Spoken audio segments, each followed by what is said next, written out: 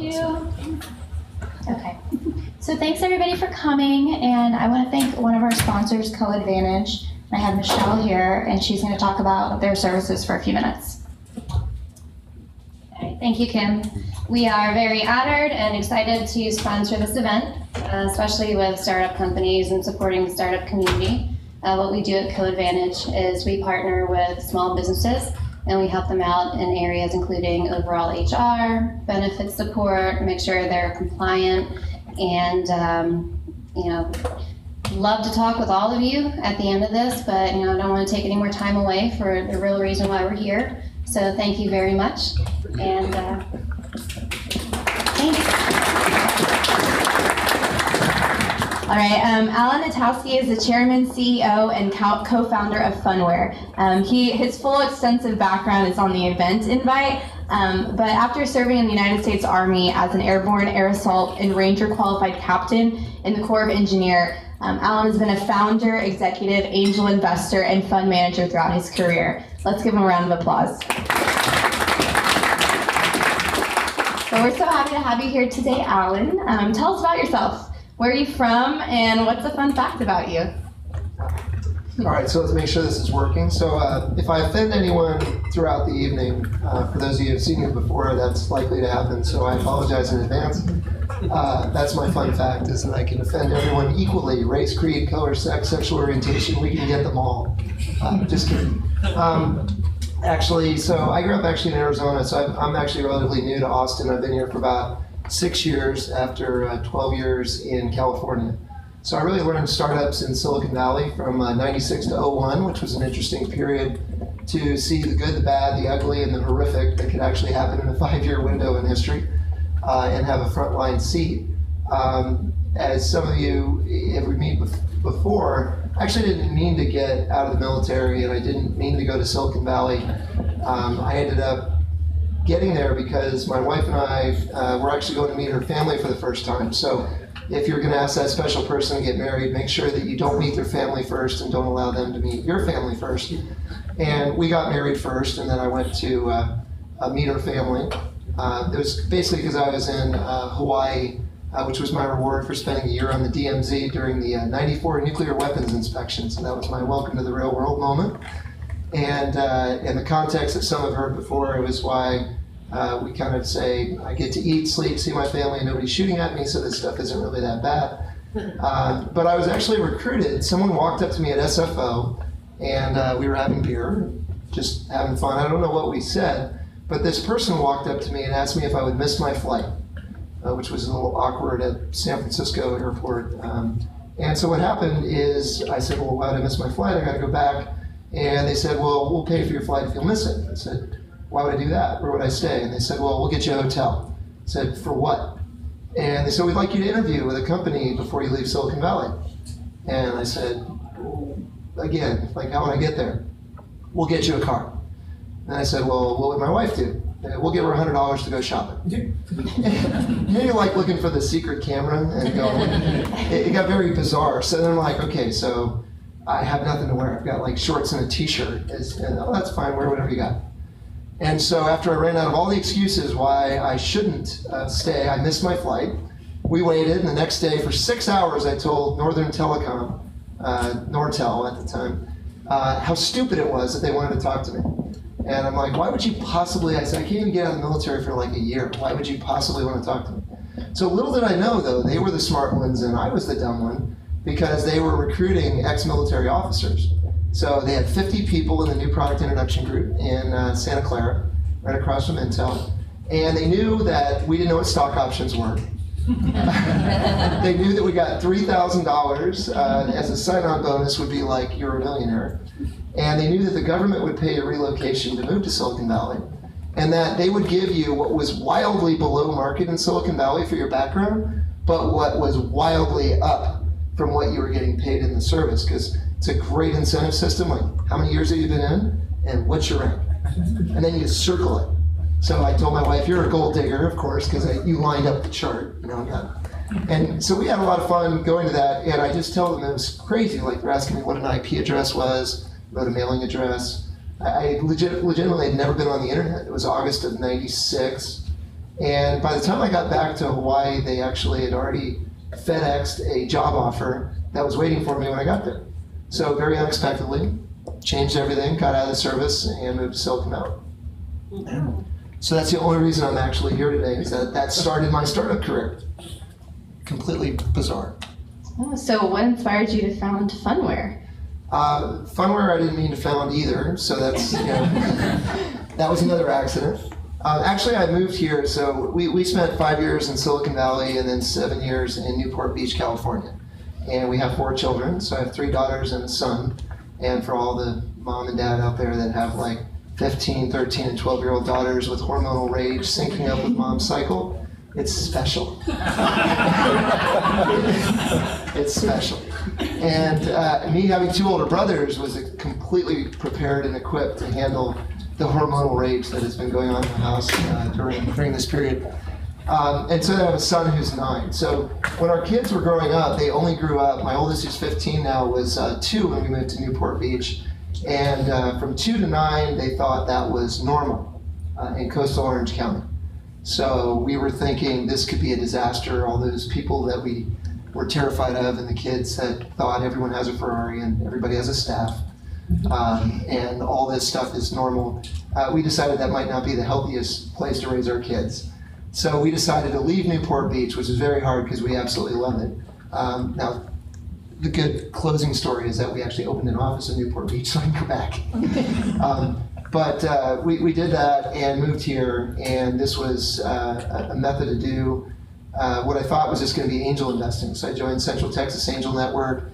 Back when Alicia Ring was still running ATC, I actually met her. Turns out that the president and COO of Funware at the time came out once to a week and stayed in our house with his date, Alicia Ring. And so I was thinking, I'll never be in Austin, Texas. How could I possibly know anyone in Austin? And then we moved here, and Funware was really an accident because it was a little bit like Back to the Future. The first company I started was the migration from circuit switching to packet switching. So any of you remember, the Nortel, Ericsson, Lucent, Alcatel, Siemens were the incumbent sort of oligopolies. And then you had Cisco and 3Com and Bay Networks, and the argument was everything's going to move from one to the other. And what it did is it taught me about Funware is I've seen this before, except this time around it's called 5 billion feature phones. And all the feature phones are going away, and they're all going to get replaced. And the lesson I learned at Nortel is what happens when you have ridiculously stupid management who is incented to be a vice president or general manager over an 18 to 24 month period, who is incented to hit their bonus plan. And every one of them wanted to punt the problem of the technology to the next person. And then when you do that about 3 times, you end up with a bankrupt Nortel. And so the scary part is that a lot of these things you can learn from history, and a lot of people sort of deny history. And what we saw then was that we had a bunch of product managers who wanted to say, look, here's circuit switching, here's packet switching, it's all going to move from point A to B, it's inevitable, there's nothing we can do to stop it. So if you're an incumbent, what do? You say there's a big cash cow. That cash cow you're going to protect at all costs. And what that means is you make really bad decisions. And you get into denial about this, and you defer to the next person, to the next person, to the next person to address the actual problem. And then no one addresses it. And so when no one addresses it, ultimately it gets to be too late and everything blows up in your face. And all of us that were product managers actually left the company and started our own companies. And we did exactly what we were trying to do at Nortel. They just wouldn't let us. That became companies like ShoreTel, which is publicly traded, BroadSoft, publicly traded. Our company was Vovita Networks. We were bought by Cisco.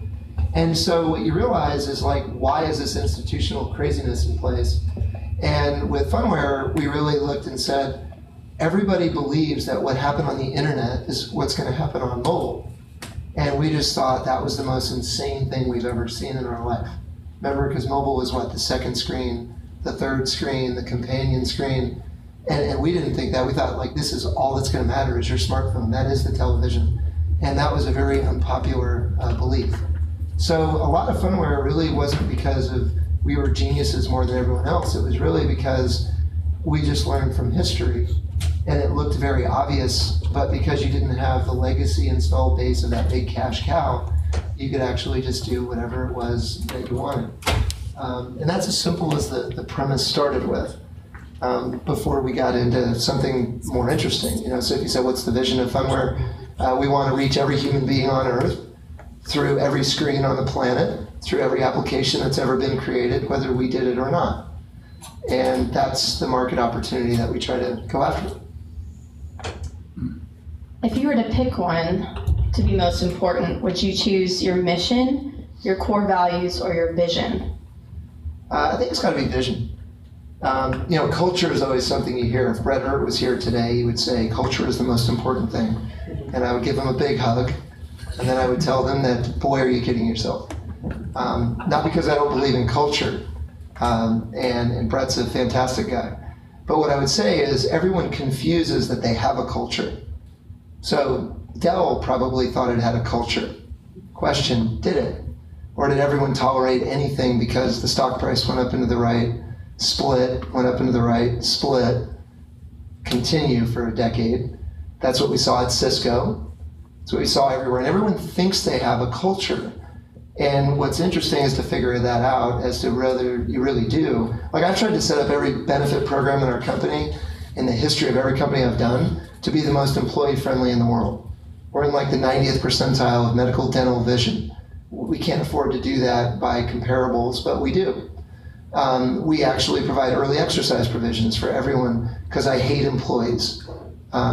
If you've never heard this, I think employees suck. All employees should be shot.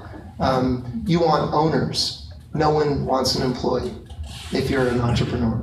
Because employees work from 9 to 5 and take a 2-hour lunch and really don't care about the value of the equity. And owners care intimately that you can become wealthy off equity.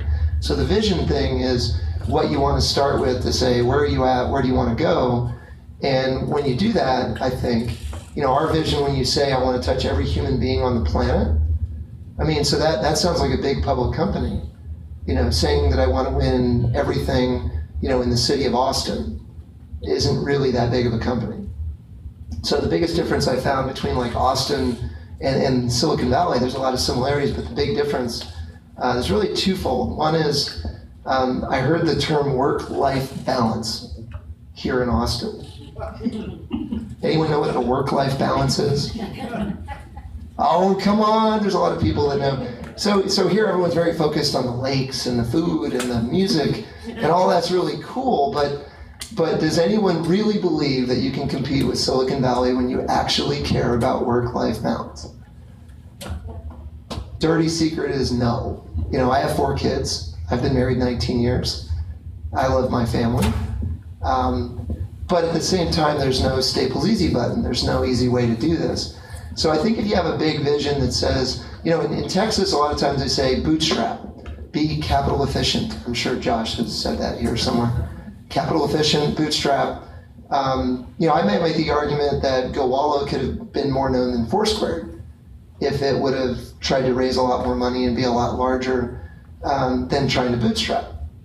And when you look at bootstrapping, the idea is to win Austin, to win Central Texas, to win the state of Texas, to win the Midwest, to win the United States, to win the world. And so what's the difference in Silicon Valley? Silicon Valley, I learned very early that I'm going to create a new market that didn't exist. I'm going to dominate 80% of it.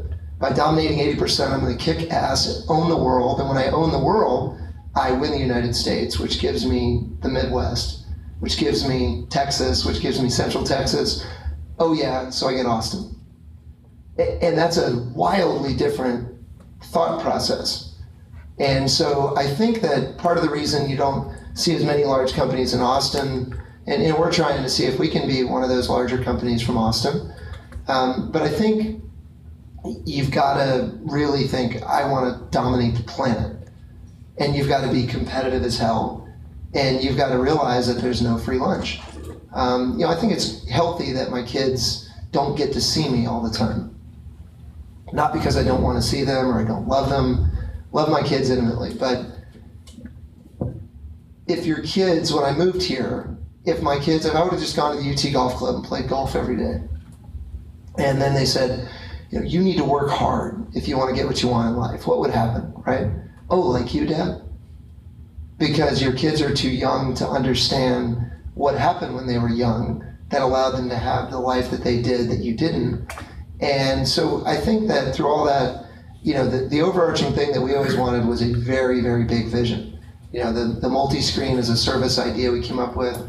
We started with mobile as a service, but we evolved it when the tablets came along and the televisions and the wearables and all that stuff. And I think the big vision keeps you guided as to what you're ultimately trying to do. I think culture is important. I just think people confuse it. If I said, what's the culture at Bizarre Voice right now? Anyone want to comment about what you think the culture is? No one? Come on. So, I think they're trying to move forward, grow a company. Gene Austin's there, that's great. But at the same time, that all those tenets and principles and values and ethics, I think that people behave differently. When I got scared, and I was an angel investor in Bizarre Voice, when I got scared is when you'd meet people who didn't know you were an angel investor, and you'd find out that they moved to Austin because they could basically spend so much time with their family, and that they didn't have to be at work except 9 hours, and they could take a 2-hour lunch, and you're mortified, right, listening to that. And it's not a Bizarre Voice thing, it could be anything you want to pick. I think the issue is if you think the IPO is the destination and you're done, the reality is if you're $500-600 million, why can't you be $5 or $6 billion and have a 10x uptick? Why can't you be a $50 or $60 billion company? Mike Maples Jr. talked about thunder lizards. You guys heard of that thunder lizard? It's a $100 billion company. And his question he always asked was, how and why is a $100 billion company created? And my suggestion might be that you actually believe it's possible, would be a starting point. So in the big vision, you say, so what's the cool taglines you can come up with after all these years of doing this? So in our world, we're trying to say if we do right in the technology space, there will be hardware, software, firmware, and funware. So that's kind of fun, right? Just to overlay to the planet, everyone's going to adopt and standardize on you. And I think that vision is really important, and then you get down to the boring old operational execution, which all of us get to do each day. While we're on the topic of company culture and recruitment, you have several career opportunities available right now at Funware. My first question is, how do you find and attract potential employees, or in your case, owners? Sure. Very hard. You guys go the same thing. There's a scarcity of talent. I actually have to interview harder in Austin than I do in California. Not because of anything wrong with Austin. There's an amazing pocket of amazing talented people. But you really have to sort through, I meet a lot of people that want the pot of gold at the end of the rainbow. But then if you say, what are you willing to sacrifice to get from point A to point B, that's a much smaller subset. And as we get older, and I'm older now, I'm 45 with real gray hair. Fortunately, it hasn't fallen out from the kids, but it's working on it. I think what I found is, when I think back to the first company in Silicon Valley, me and our co-founders, our CTO at Funware now, we pledged our house as collateral for our Dell computer systems. That's commitment, right? If we screwed up, we lost our house. That's a steep thing. So when I watch all the stuff in the news or elsewhere about 1%, all these things, I don't even know what the 1% is. I don't even know if I could afford my 4 kids going to college, what's going to be $1 million a year by the time they get there. But when you go through this, and a lot of people don't understand, what did people give up to try to get that benefit? And there's a lot of people who give up all that, pledge their house, and guess what? They lost their house. It was no guaranteed outcome, and it went very bad. We were fortunate that it worked out the first time. But boy, if you want to talk about focusing on trying to make things move forward, no matter how hard it is, it takes an amazing spouse or significant other. Because I'd say none of you can be a good startup executive if you don't have an amazing significant other or spouse. Because as soon as you get guilt for missing the play or dinner or whatever, that just doesn't work. And so it's fascinating to watch the evolution of these things. And I think, I applaud anyone who does entrepreneurship at any level, whether it works out or doesn't work out. That's the other difference, I think, the Valley from other places. If you failed, someone would invest in you even more because they figure that you've learned, hopefully, from whatever went terribly wrong. So, you know, I got to do this more upbeat. I'm getting down on this down. So are you looking for people who are willing to give up their house and to fail, or what are you looking for in a fair potential comment. So point? I think the biggest thing is you want someone that's genuinely passionate about what they do, because, you know, the old adage that 10 A players can beat 50 B players every day of the week is true. And folks with an average plan with violent execution can crush the smartest people in the world who are not really all in it. You know, if you ever read a book called When Genius Failed on the Rise and Fall of Long-Term Capital Management, that was about, you know, Nobel Prize winning folks that were brilliant, failed miserably because they just were off. So I think when we're looking at folks, we don't have a magic formula. I think you're looking for people that have a great background, educationally, hopefully experientially, and people that, you know, aren't afraid to take risk. I would tell you that, you know, we try to find people that are willing to say a decision right now, today, is better, even if it's only 80% accurate, than if you can wait 3 months and be 100% accurate. Because a day is a week's a month, a month's a year, a year's a decade. And you're fighting against everyone who has more money than you, with more resources, more capability. Every single thing is stacked against you, but you have to figure out how to make it work anyway. So you really need people that need, you know, some people from big companies can transition, and you have to work through that, and it's fine. Other people in big companies, you can never do it because they need a staff, or we've grown older. Once you get old like me, and you have a mortgage and kids and commitments and financial stuff, it's harder to take the same risks as when you're in your 20s. That's why so many 20-year-old and 30-year-olds are brilliant entrepreneurs. The 20-year-olds don't know what the hell they're even getting themselves into. So the world is your oyster. You can accomplish anything. You're starting a career. It's amazing. What I'm trying to do in my job, as weird as it sounds, is hopefully not trying to find the 40-year-olds who are dressing like they're in their 30s to keep up with the people in their 20s. But you're trying to find the education and experience of a 40-something-year-old with the balls of somebody who's 20-something. Because that's hard, honestly. If you really, really look at people, and all of us, and now that I'm 45, it's hard to say I'm willing to lack that security and have all this stuff potentially blow up in my face because I've got a mortgage or I've got kids going off to college. It's an unfair situation. So I would say there's no magic one answer.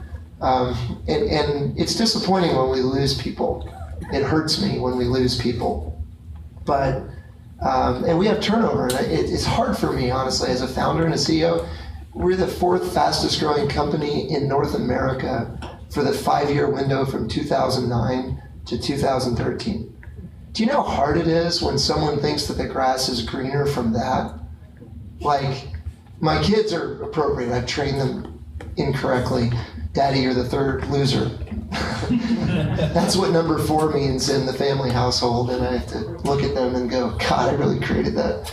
I love you. And so in any event, like, we grew 17,700% during the 5-year window, and we were number 4 in every company created in that entire window of anything in North America.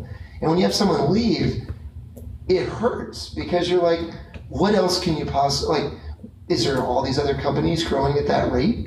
I guess there's 3 other companies that did better. And so that's hard, and that's the part where you don't really know what to do because you can make more money. I would encourage you as well that there's cash. I get that. There's bonus. I get that. I think the problem in certain geographies is people don't see people that make a lot of money from equity. Like, if I go down to Miami, most people don't value equity. They don't know what options are. They've never seen it. Go to the Midwest. Very, very hard to find folks that value equity. Anyone do advertising for a living? No? But advertising folks are baffling to me. It's this base bonus. We have people that you could offer $100,000 guaranteed, or actually $120,000 guaranteed. Or I could give you a $100,000 base with a 50% bonus plan to make $150,000 if you perform. Do you know how many people here would rather have the $120,000 guaranteed than the opportunity to make $150,000? And that's baffling to me as well. Because that's the kind of first when you're trying to hire people that you say, if you don't believe in yourself that you can make the 140, 50, 130, why in the world would I want you? Or any of us want you for a job? Because that just means like, I want to go work at a big company. I want a guaranteed thing. I can show up at 9 and leave at 5. And it reeks of the E word. So how many? I'm screwing you up so tonight. many avenues I could go with this next one, but so how many see themselves at your company in the next 3 years, and how many would leave for a 10% raise from another company, just based on the people you have right now in Austin? You know, probably more than I would like to. I would like to see happen. I don't know that I can give you an exact number, but I think. I mean, it's understandable. Like, if you have a base and a bonus and you don't value equity, it's completely understandable. Like if you can make 10% more in base or 20% more in base, I get that. I guess the hard part is like when you're out in Silicon Valley, you can meet a masseuse who made $8 million. You know, you can meet a cook that made $3 million because they were the cook at Facebook or Google. Crazy stuff. The most brilliant part of Facebook, is there anyone who knows the story of the painter? Oh my God, what a brilliant man. He actually worked for free and did $50,000 worth of painting at Facebook's original headquarters for stock. And guess how much money he made? Not 100 million, $200 million at the IPO price. And it's gone up a little bit since then. So imagine that you as a painter in San Jose, California, had the option to get paid your $50,000 or to roll the dice on stock. And this guy rolled the dice and got $200 million. Wow.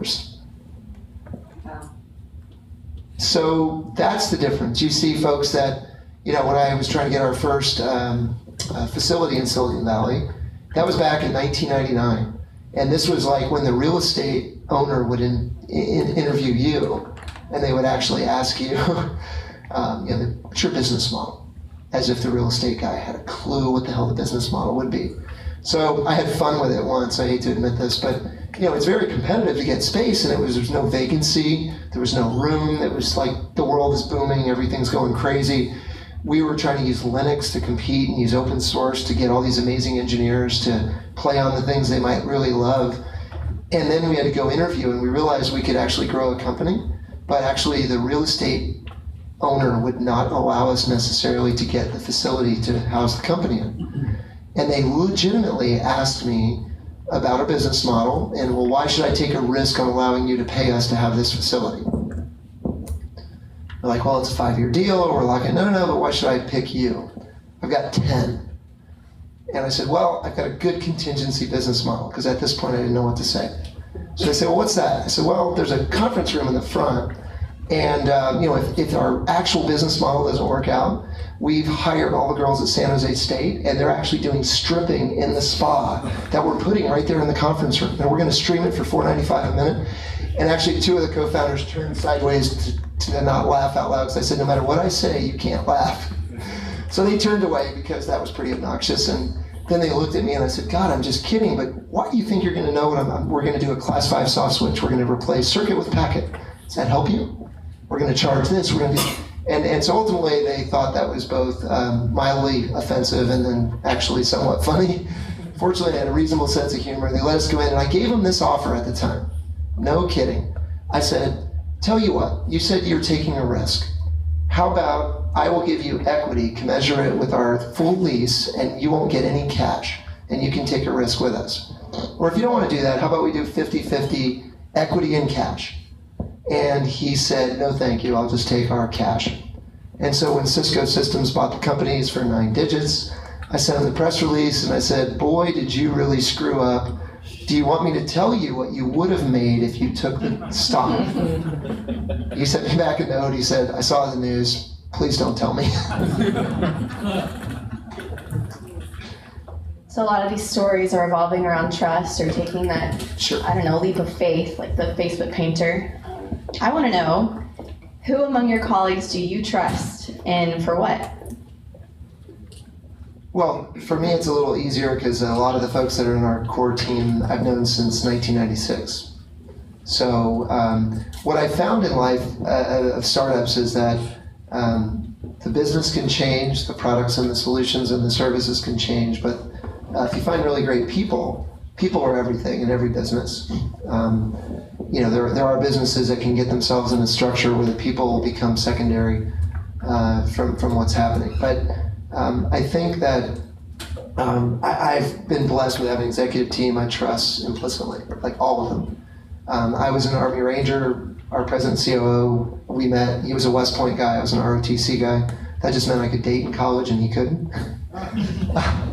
I went to Miami so that I could have a toga party and he definitely could not. So what was interesting though is my CTO, who I call my Vietnamese twin, his name is Luan Dang.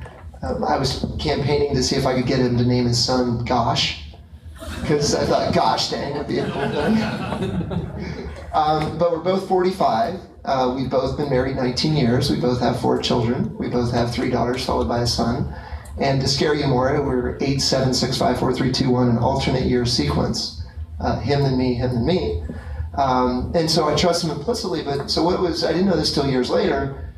So I came from nothing. Like if I was middle, lower class, we were doing really well. My father was a mason. My mom worked at a junior high library. We didn't have much growing up. I lived in a trailer. We started with nothing. But what we did learn is that it's the United States of America. You can do anything you want. If you don't go through life as a victim, you work your butt off, you can do anything. And so we believed that. And we worked really hard. And so what I found out about the trust in the team that I have is Luan, his story is even more remarkable. His father was a coffee exporter in Vietnam. He's one of the wealthiest families in Vietnam. And then a little thing called the Vietnam War happened, and the North took over the South, and they lost everything. So he and a couple of siblings were pushed onto a boat out in the water. They floated in the ocean. They were found by a U.S. destroyer, brought to the United States. And as the eldest Asian son of a big family, it was his responsibility to replenish the wealth of the family. So little did I know till years later, he was in 1,000 square foot in New York City. His aunt was there, and they had one bathroom. There was 18 of them, and they couldn't qualify to get a credit card or a debit card, so they couldn't get VHS tapes. And so he started from that while I started from where I did, and our president and COO started from being adopted. Didn't really know his parents. And he was, again, he worked his butt off, got to go to West Point to get out. And so you find these folks that if you can find great people that are motivated to go to bat with, of you against the world, amazing things can happen. But I think it's both a trust and verify, but over time it almost becomes like brothers and sisters. That it's your family and someone else's. We call family with a PH at Funware. So I'm blessed that I don't worry about that. Deeper in the organizations, we've gotten to a few hundred people. I don't know everybody anymore. That's uncomfortable because you're trying to make connections and know who everybody is. And our headquarters is in Austin, but we have an office in Newport Beach that's about the same size. And then half of that size in San Diego and Miami. You can notice a trend here, right? I don't like cold weather. And then we set up the remote offices for some business development, New York, Chicago, San Jose, and those things. But if you can find just great people, treat them well, and they should expect I work my butt off. I expect the same of them. And as long as you can sort of foster that, I don't think you have trust in other issues. You just have to be wickedly open, outrageously candid, super transparent. Tell people what they don't want to hear, or what's good and bad and ugly about your business. And it's hard because everyone wants to always be perfect. It's very hard to trust. If I'm sitting here and say everything wrong with Funware, I would say alphabetically or numerically. Like, we've done all these great things, but I'm scared to death every day of the week that it's all going to go to nothing. So you get woke up because you're scared to death that it's not going to work out. Before I open the floor for audience questions, let's play a little game of Would You Rather. I'd rather. So, would you rather make capital investments or people investments? People investments. Why? I think every business is about the people, but I also appreciate it's easier to say that than to do it. So part of the people investments are, how do we maximize the best benefits you can possibly do? How do we structure equity? So every single person in Funware has stock. Nobody doesn't have stock at any level.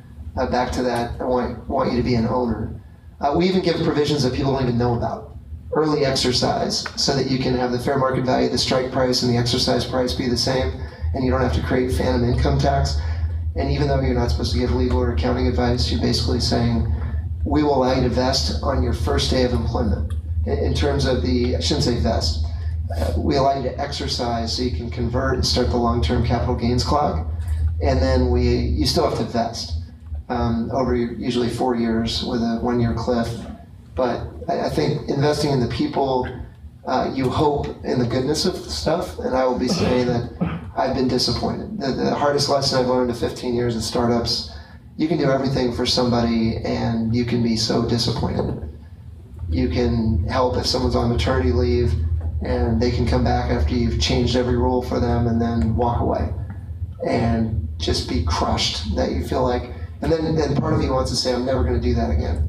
And what you want to do is to say, fight that temptation. In general, people are going to be good. You're always going to get burned. Someone will lie to your face. Someone will do something that you'll feel horrible. We've had some folks even leave Funware and then try to come back. And the hardest thing I had to do was to look them in the eye and say, you're not welcome. And they said, well, why am I not welcome? And I made a mistake, and I said, I appreciate that. But if you thought the grass was greener on the other side, and then you went there and you realized it wasn't just not only greener, but it wasn't even grass, and now you're coming back only because it didn't work out, what a kind of crappy precedent would that be for me to set? And that's hard to do because, on the other side, I would say out of the other side of my mouth, if you make a mistake at Funware, that's fine, just try not to repeat the same mistake. But then if someone makes a mistake of leaving, maybe that's like you cheated on your spouse. That's a pretty hard one to get past. Probably, I don't know that, but it would seem that would be a hard one to get past. Would you rather connect with current contacts for new ideas or reconnect with dormant contacts, i.e. people you used to know? So the question was current or people you used to know contacts. Wow, that's a hard one. In general, I'd probably opt for current more than dormant. But it's a good question to say that reinvesting in some past relationships to reinvigorate them, I'm sure you can get some interesting ideas. But I think there's that pulse of what's going on in business or your market.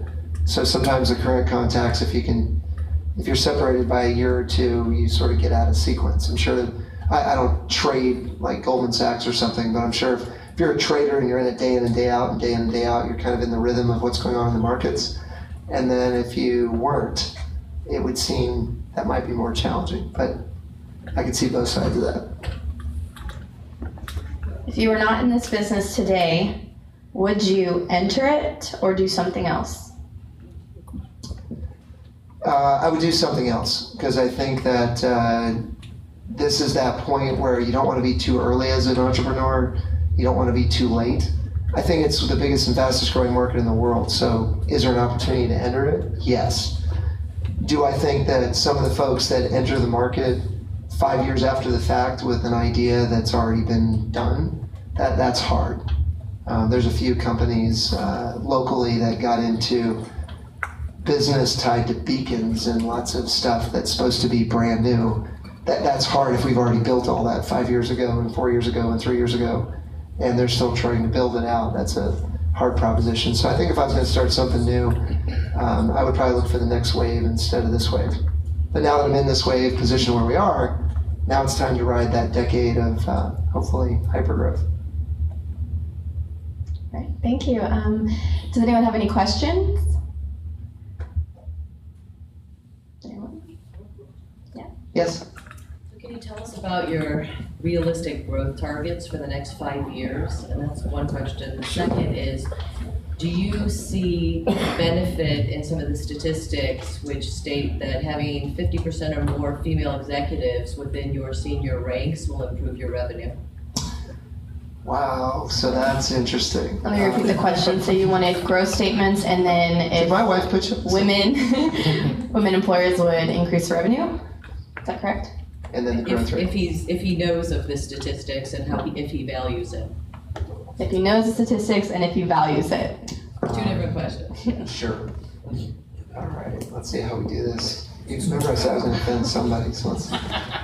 This won't be the question though. I just want an honest answer. Yeah, so that's easy. So first of all, on the growth rate, clearly when you grow from small revenues to bigger revenues is a hell of a lot easier.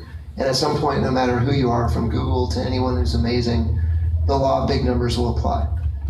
So realistically, when I look at stuff, ironically, when I talk to people on Wall Street, investment banks, if I can grow 50% organically year over year over year, they think you're the biggest hero in the world.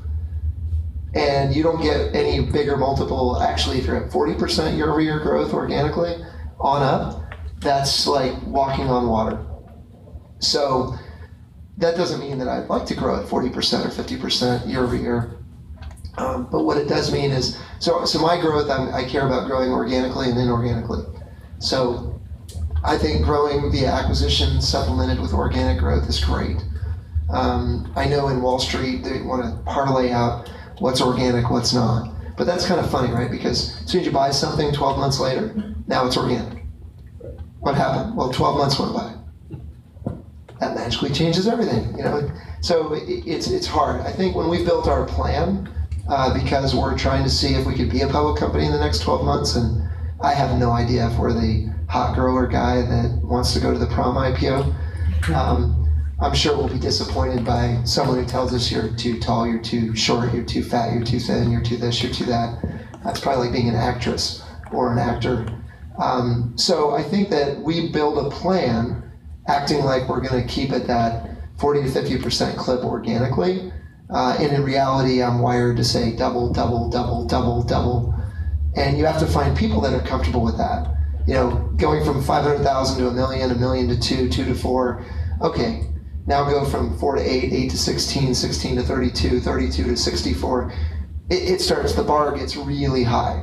And you start finding folks that you'll see that were amazing from 0 to 1 who start having some uncomfort, right? And then you find folks from 1 to 10 that suddenly are very uncomfortable. Then you have someone that once you go from 10 to 25, they get very uncomfortable. So I'm willing to believe anyone is capable of anything until proven otherwise. And even if they've never done it before, that doesn't mean they can't. But it means that, you know, I've had some that have been honest to say, once we hit 10, they were just out of their comfort zone. And so you have to change the people, not necessarily because you want to, but if they internalize stress differently and all that, no matter how bad a bad day at work it is, I keep saying, you're not getting shot at. There's no IED going off when we're walking down 5th Street. It's not that bad. But that context is hard. The other thing you're asking about female executives, I'll be honest, I've wanted more female executives in Funware, without a doubt. And that's been hard. I've actually gone out of my way in one specific instance where I excluded all males on purpose for a certain position and said I won't even look at a candidate unless they're female. That was how much I tried to force that issue. And then that person broke my heart, and it pissed me off so badly because I purposely went out of my way to do something and then was heartbroken over it. Maybe that was me, maybe it was our team, maybe we were too white male, I don't know. But I think that female executives, and I'm going to use this in a context to say what I think about females versus males in the most open way an executive could ever say without getting shot. I'm an ex-Army Ranger, and I think women should be able to go to Ranger school. And if you can do the same stuff that I did, God bless you. But if we're going to lower the standard for the same thing, then get out. And that's not okay. Now, as a father of 3 girls, I've said I've served. I don't want my kids to, I'd love for my kids to not serve. I've done that. feel like our families shoulder that burden for the U.S. I'd love for them to not do it. If they wanted to, I would support them. If they want to go into combat, I respect Israeli women like you have no idea. Most amazing women in the world.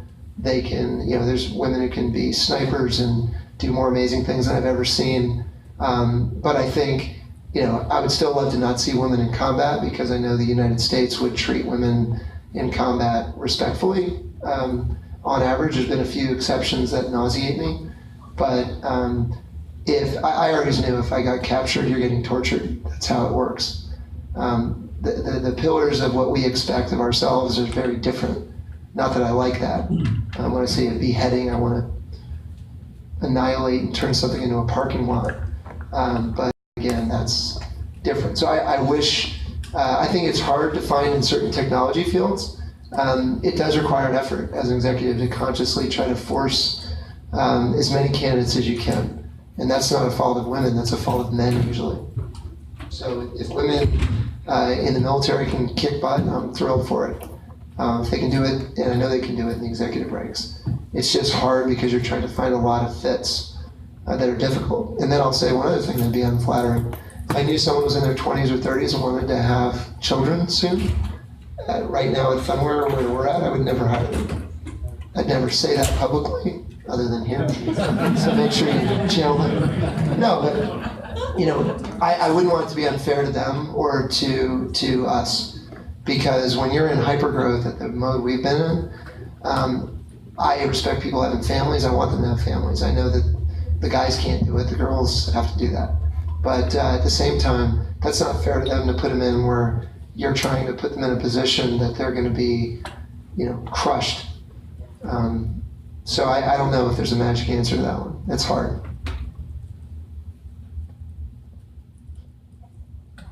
Sounds like you were successful with your first business. Given that 9 out of 10 startup fails, do you think you got lucky? Obviously, you worked hard, but Sure. Do you feel like you got lucky, or was there any special something? Special thing is to always be better to be lucky than to be good. If you can be both, you can really kick butt.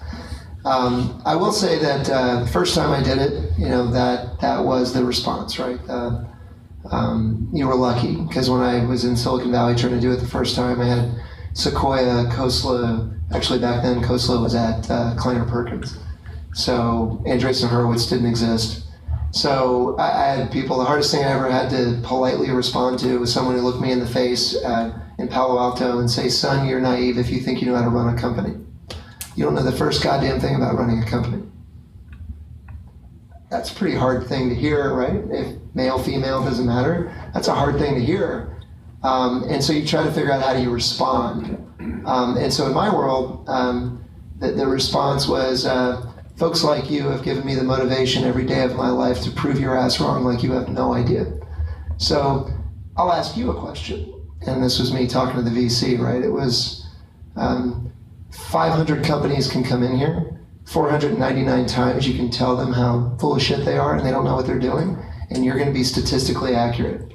So the real thing you have to ask yourself isn't whether I know how to run a company, but you really have to ask yourself, am I the one? And how the hell are you going to know if I'm the one?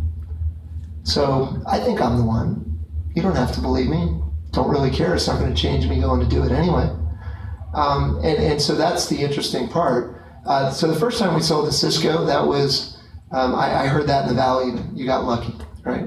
So then we sold the second company, built that, and sold it to Level 3 Communications. Lightning struck twice. Then we did the third company, and that was bought by Internet Security Systems on NASDAQ before then IBM bought them. So that was the third time. So then I started doing some angel investing, right? And so I've invested in 3 now public companies. Ring Central, my cost basis is 5 cents because I met them when they were doing $4 million in revenue. It's valued just under $1 billion right now. Vlad and Vlad are great guys, doing well. Bazaar Voice, another one. I put the first $100,000 into a company you would know as Vonage. It was called Minex Holdings back then. So when I look at it, I think that the only thing that's constant every time isn't the business, products, services, it's the people. So at a certain point, you can understand I look at people and I say, what's your business model? I said, who the hell cares? Would be my answer. Said, so how many times in a row do you have to do it? Right? And then they go, okay, well, let's go to educational background. So I went through all these things because I wasn't supposed to be here today, right? I wasn't supposed to do this. So parents said, work hard, you can get anything you want. So I worked hard, got to be first in my high school class, and so that got me a scholarship. So then I got to go to Miami on an ROTC, so I made $100 a month. Live in Miami on $100 a month when you can't go to South Beach, trust me. So went there, and what I learned there was that everyone had more money than we did, but they didn't have the desire to succeed more than I did. So if you work their butt off in class, you can get better grades. So then you get a scholarship. Then I went to Georgia Tech and graduated from there with graduate school. And then did well enough in the service to get a delay. Then I moved to the Valley, and then I worked full time, but then I went and did an MBA at Berkeley. And why did I do all that? Because then I was told by the Valley, oh, you have 2 engineering degrees. How the hell can you be a business person? So then I worked 60-hour weeks and did my MBA. So 1999 for me was literally, I slept probably about 2 to 3 hours on average for the year. My first daughter was born January of 1999, started Vovita in February of 99, finished my MBA in December of 99, and during that period we grew from nothing to a 9-digit exit to Cisco. And my wife would go in with me and we'd drive, and we had our daughter, and we'd go and I'd put down my books and study, and I'd have food, and we'd go to the office, and I work all weekend, and she would tuck people in who were all at the office. We had 3 employees that never got an apartment. They lived at the office. We didn't know that for 2 months. But we were like, wow, like they're always here. And so then what we changed is we added beds into the conference room. We had showers. So we literally had folks like that. They'd fall asleep there. We'd never leave. And so when you go back to the point of like, what are you willing to do? I don't feel any guilt or remorse when people are like, oh, woe is me, or, oh, it's hard. Yeah, of course it's hard. That's what we signed up for. So very fair. And I will tell you that terrifying thing of being told, well, you're lucky for this. I still have a chip on my shoulder to this day, except now it's called, I don't want a scarlet A on my chest because Austin Ventures didn't want to support me. I didn't really try to get the support. Then I got talked into trying to get the support. And just like, who the fuck are you trying to judge me or us at all? Like, who anointed you God that you're going to sit and try to judge? Because I've gone to 2 graduate schools, you've gone to 1. What does that mean? You're better? So I get really pissed off about that stuff because nobody knows. When Chegg started a business and said, we're going to rent textbooks, they were told they were stupid. They were told, what are you talking about? They said, no, you buy used textbooks or you buy new textbooks, right? You don't rent them. Well, it turned out that was a pretty good model.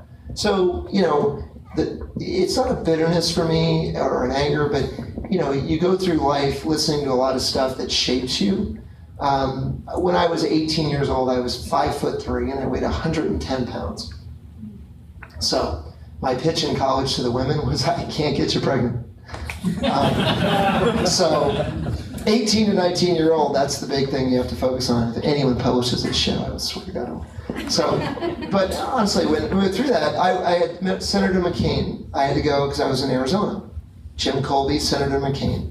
And I was doing my interview in front of a board of people that were deciding congressional nominations to West Point and the Air Force Academy. And I thought that was how I could afford to go to college. And so they had someone, and they had 15 people just rifling questions. And the one that, annoyed me the most was, because literally I had to have like a little, I sat on a phone book to sit so I could see over the damn table. And you sit there and like, well, we can't give you an appointment to West Point. I said, well, why, sir, couldn't you do that? And they said, well, because you wouldn't be able to carry a 100-pound rucksack in the military. And you're thinking, all this stuff. So literally I didn't, embarrassing facts of Alan, fun facts. So I hit puberty when I was 19 years old after my freshman year of college. So imagine that perspective of growing up. So you're same age as everybody else, but you're not And so you go through that, and I joined a fraternity. So my first college party, for those of you old enough to remember Two Live Crew, they sang live at a toga party with our first ever thing. And so you get shaped by that because you have everyone in the world wants to tell you what you can't do. And it's like, at what age do you have to have people stop telling you what you're not able to do? And when I started Funware, it was even really upsetting to me because you're thinking, okay, you've sold 1, you've sold 2, you've sold 3, you've done all these things, and you want to have people that don't just want to back the jockeys, the same team again. And that's a hard thing to look at and say, why, right? So it's something that through lots of counseling and psychologists at some point I'll get through, I'm sure. But in seriousness, it's the things that drive you. The reason that we've been successful in a lot of things is there's a lot of people a lot smarter than me, male and female, and many of you in here, I'm sure, wildly smarter.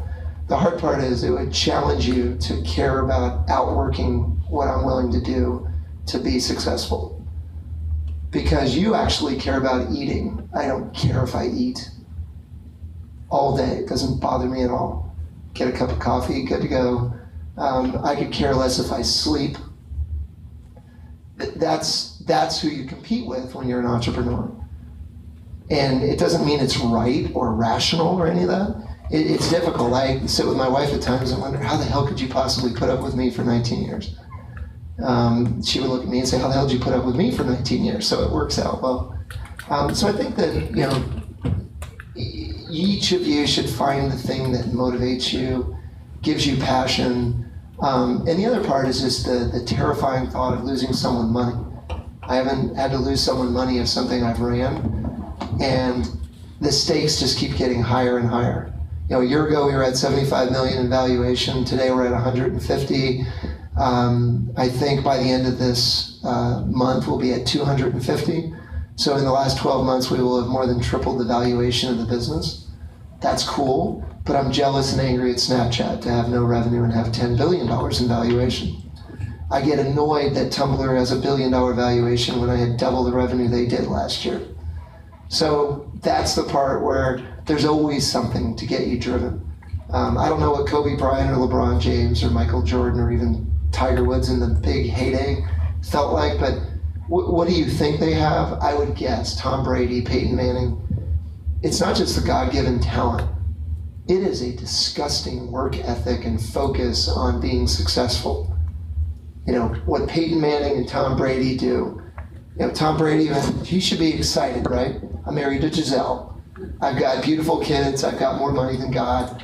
And he's obsessed about winning the game. And that is something that I think you need to do it ethically and morally. I could make more money if I could check my moral compass at the door. I just am not willing to do that. But outside of that, I think you just have to find what drives you. And if you're not willing to jump into the deep end of the pool without your swimmies on, and assume you can swim, this ain't the thing for you. Entrepreneurship is a bad idea. We have time for one more question. Yes?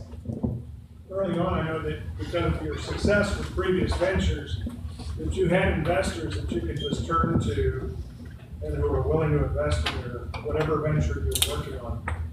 In this last round of funding, how was that different than turning to those investors that you already knew?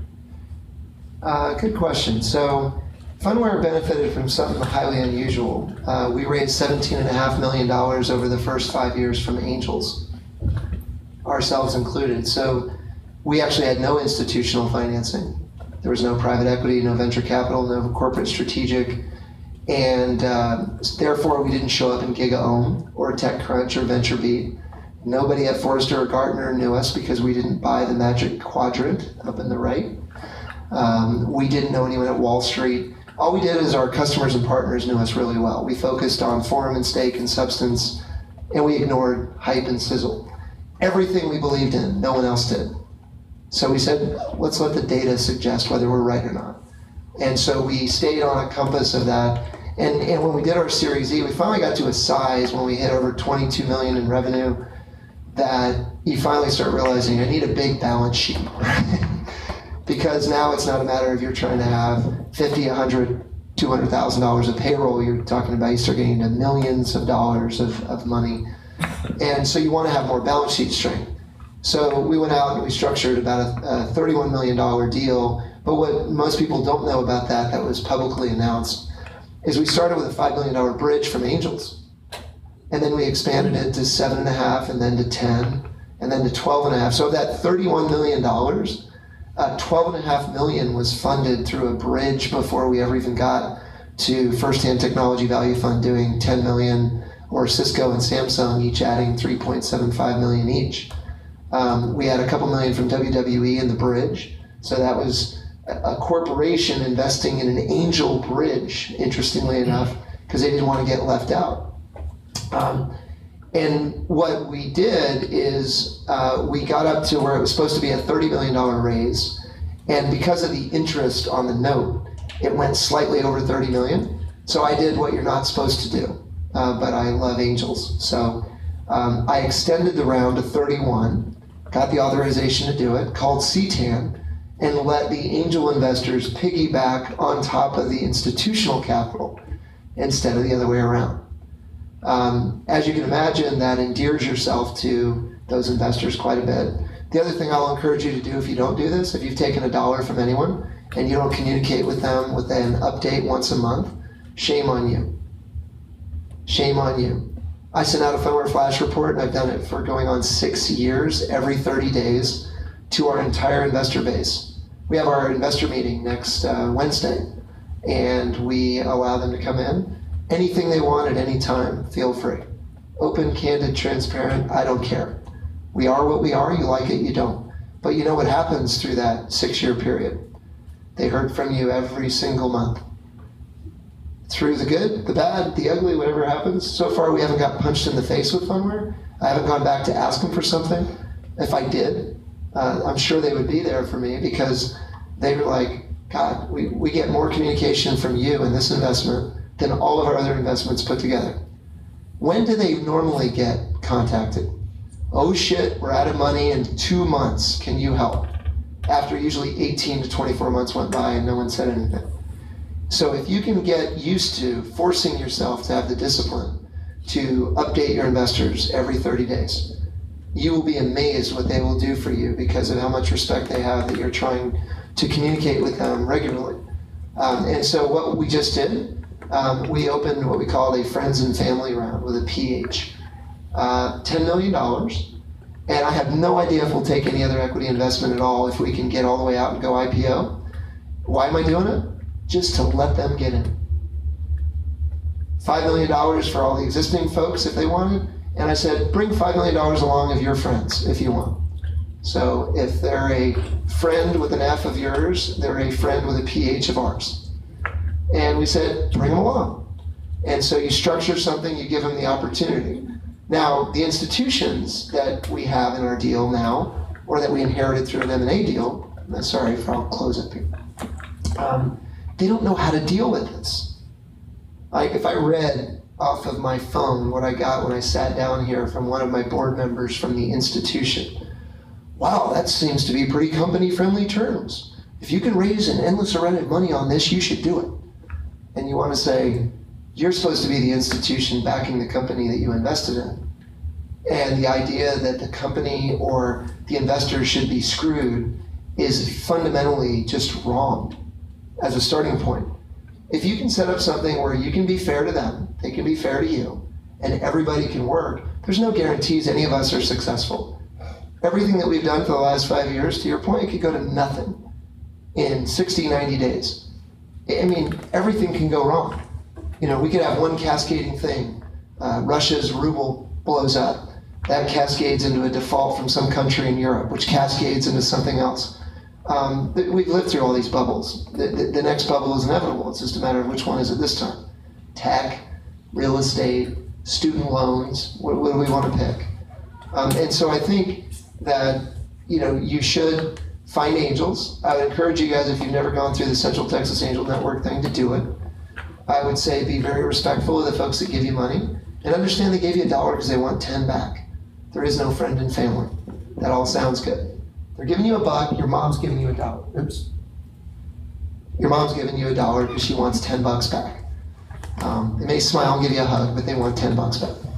So I think that if you go through that, that's been my lesson is right now in a lot of these, you're trying to structure stuff to help the angels. And that's so awkward for institutions.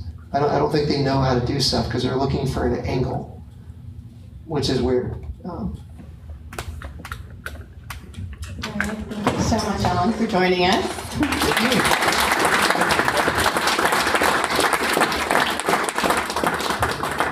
All right, our chapter director, Kim, is going to announce our winner of the door prize. And actually, can I have Michelle come back up? You know, I'm just happy that no one was sleeping. That was like my proudest accomplishment. All right. Michelle's gonna pick a business card for our door prize, which is a consultation with her. Over lunch. Don't worry. Antonio Rodriguez. Antonio Rodriguez. Oh, did he leave? Yeah, it Okay. Uh-oh. Okay. Well, thank you everybody for coming. If you parked in the garage downstairs, there's you can see Ashley back there at that desk, and there's validation tickets that she can give you. Thank you.